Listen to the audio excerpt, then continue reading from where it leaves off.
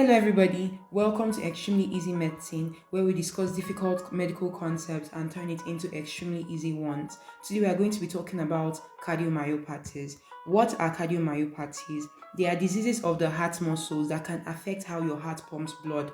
They typically affect the myocardium. They are divided into three types, which I'm just going to briefly explain a little.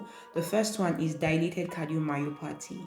Dilated cardiomyopathy, you have to think of a balloon that is extremely weakened, like yeah, you have blown it until it's stretched out. That is it, and it refuses to do anything again, it's just weak. Hypertrophic cardiomyopathy is basically a heart that has become too big and is refusing to relax. Then restrictive cardiomyopathy are basically stiff hearts that refuses to stretch. That's just what it is. Now that we understand the concept of what these cardiomyopathies are, let's dive into each one. Dilated cardiomyopathies. These are basically characterized by ventricular dilatation, impaired systolic function of the left or both ventricles. In other words, the ventricle has become super enlarged or super weak and cannot pump the blood effectively. So it's extremely dilated. Now, for the causes of dilated cardiomyopathy, I'm going to be giving you a very quick mnemonic that you can use to remember it. We have ABC of DCM. A stands for alcohol or autoimmune diseases. B stands for beriberi. C stands for Coxsackie virus and chemotherapy drugs. Then basically that is it. The chemotherapy drugs we are looking at can involve doxorubicin and basically any other one you want to think about. Now we are going to talk about the clinical features of dilated cardiomyopathy. When a patient comes in, the patient might present with symptoms of heart failure, shortness of breath, fatigue, and even peripheral edema. Aside from that, you will also see, just as in heart failure, the patient might also come in with S3 gallop and apical impulse.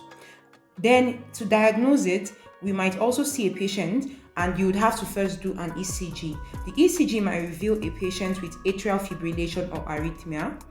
Echograph would show dilated ventricles with reduced ejection fraction. And don't forget chest x-ray, whereby we have to check for cardiomegaly. Now let's move on to the treatment. For the treatment, we have lifestyle changes like limiting alcohol, like I said, say no to alcohol.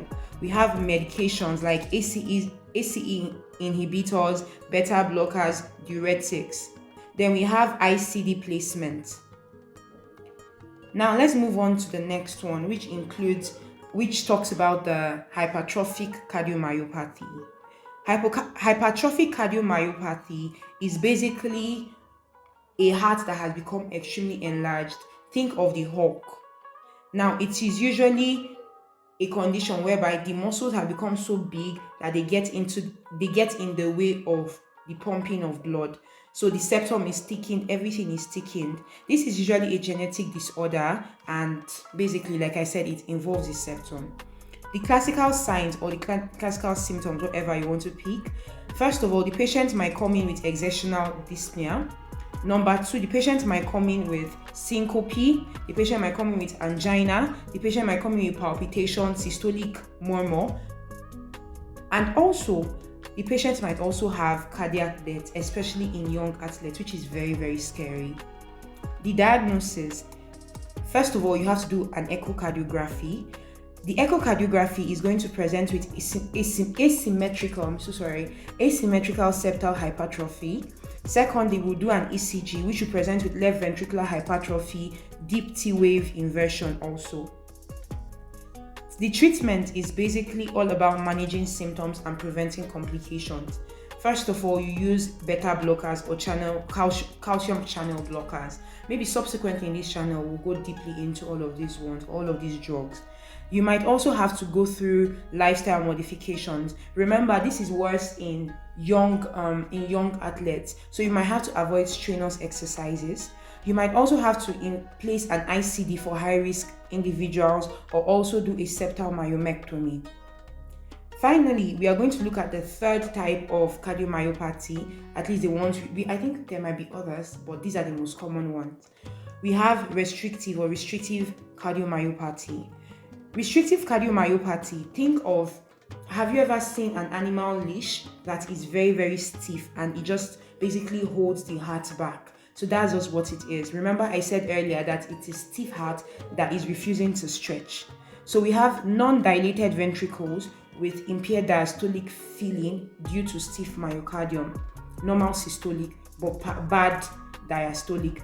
Remember for dilated, we have impaired systolic. However, in restrictive, we have normal systolic.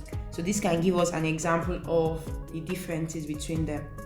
Now, the causes, we have the mnemonic leash. I'm just going to write it quickly here so that you can just forgive my permanent blue pen. Leash.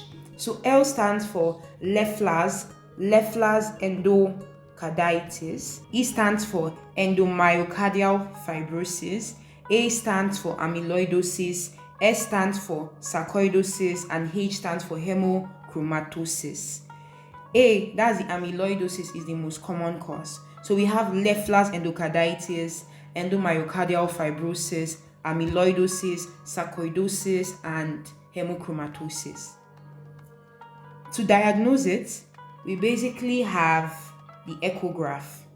The echograph is going to present with normal sized ventricles, but both atriums are going to be enlarged. We are going to also do an MRI, which will also help us identify infiltrative causes like amyloidosis, which is basically the most common cause of restrictive, and could also do a biopsy. Treatment is basically to manage symptoms and treat underlying cause, whether that could be through chelation or chelation for hemochromatosis or diuretics for fluid overload. We also might have to do a heart transplantation.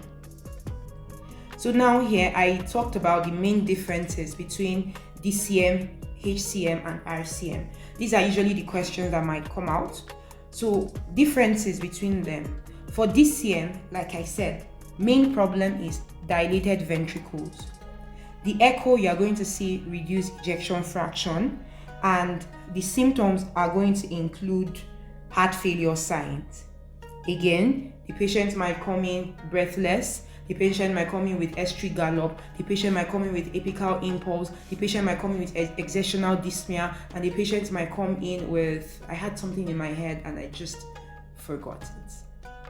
I said S3 gallop. Okay, we move on. Then we have HCM, that's the hypertrophic. Again, the muscles have become extremely big. We have asymmetric hypertrophy. Remember that I said here that in hypertrophic, yes, you notice that there's asymmetrical septal hypertrophy.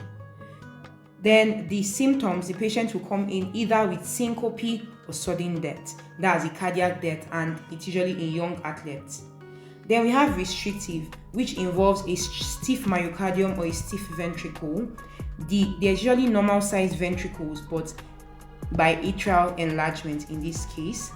And then remember, in this one, we have impaired diastole and normal systole. However, in dilated, we have impaired systole and normal diastole. The symptoms in this case are mixed heart failure signs, basically.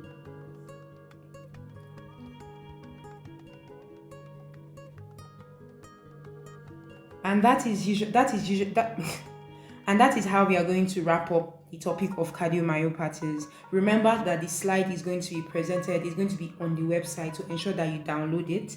If this helped simplify things for you, make sure that you thumbs up, subscribe, and then share with everyone you know.